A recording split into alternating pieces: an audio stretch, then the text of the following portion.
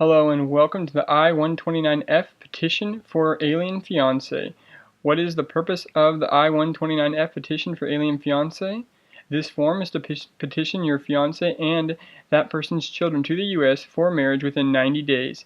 This petition is the fastest, most reliable way to get your loved one to the United States. These forms are relatively easy and shouldn't take you guys too long. Let's get started. We're going to go down to our internet browser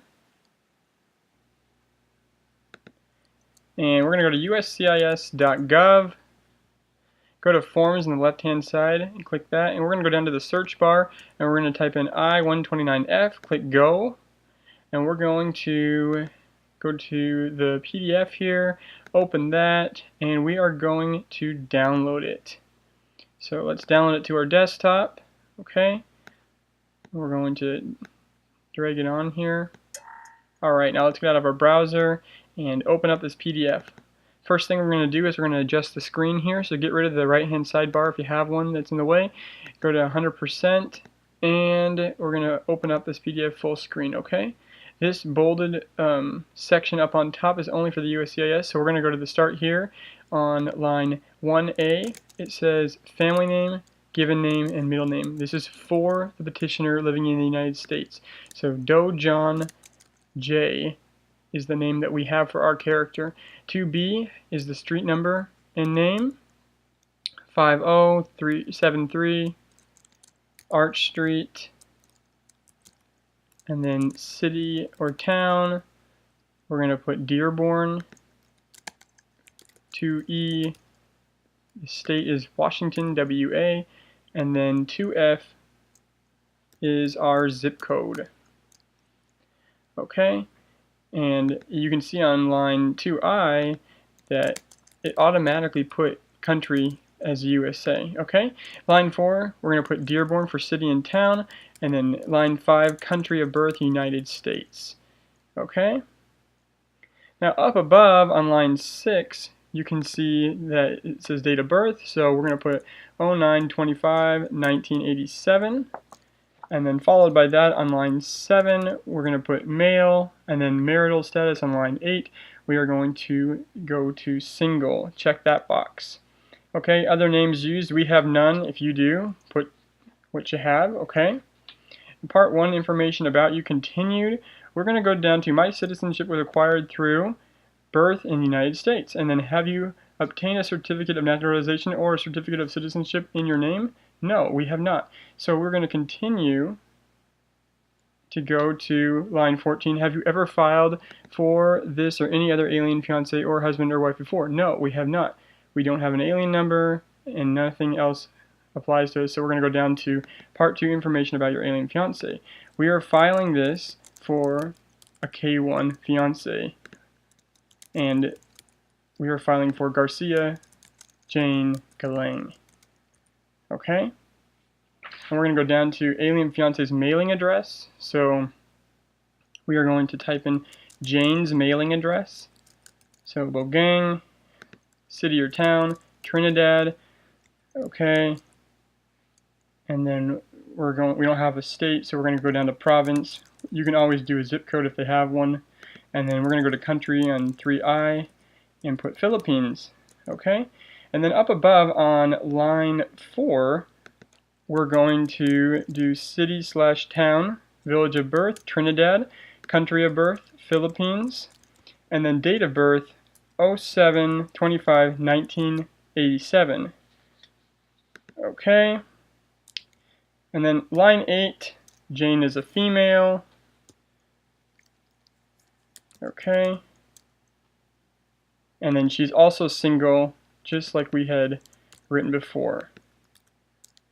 Okay,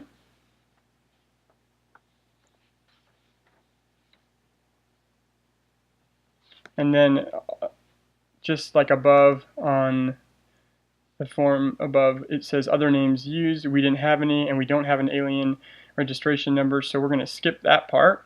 And we're going to go to part 2, information about your alien fiance. This is only if you have a prior spouse or you have children. Our fiance does not, so we will not need to fill this part out. Part 2, information about your fiance, continued. We still didn't need to do that. So we're going to go down all the way to address in the United States where your fiance intends to live on line 28A. So again, we're going to fill out John's street address information, okay? So 5037 Arch Street, and then Dearborn, Washington, and the zip code. And then again, we're gonna follow it by your fiance's address abroad. Okay? So again, Bogang, and then for the 29C, city or town, Trinidad, the zip code if you have one, province, and country. Also, what we didn't do in this that you should do, please on line 30 put the daytime telephone number. Okay? Now, on line 33 it says, is your fiance related to you? You're going to hit no. And then on line 34, has your fiance met and seen you within the 2-year period immediately preceding the filing of this petition? Yes. And then read line 34A to figure out what you need to put in the box below, on the lines below. And then 35, did you meet your fiance or spouse through services of an international marriage broker? We put no, but if you did, you also would need to write on line 35A how you guys met and explain what internet service you met on. So then go down to part 2, information about you. You're going to write the consulate or the embassy that you're going to go to. So Manila, Philippines would be what Jane would have to go to eventually for her interview, okay?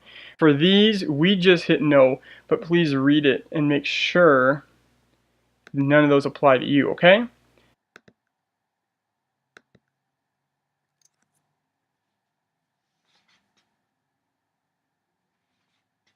Last of all, you're going to sign this, okay, the petitioner will. We're going to date it and also put your daytime telephone number and email address. Okay? Now part 5 you can look at below really quickly. Signature of a person preparing this petition if other than the petitioner. Now because you're filling this out, there is no need to put any information down there. That would be if you had a lawyer or someone certified to fill this out for you. But because you are doing this by yourself, there is no need to put any information there. Okay? So you are now finished with the I-129f. Don't forget to sign it.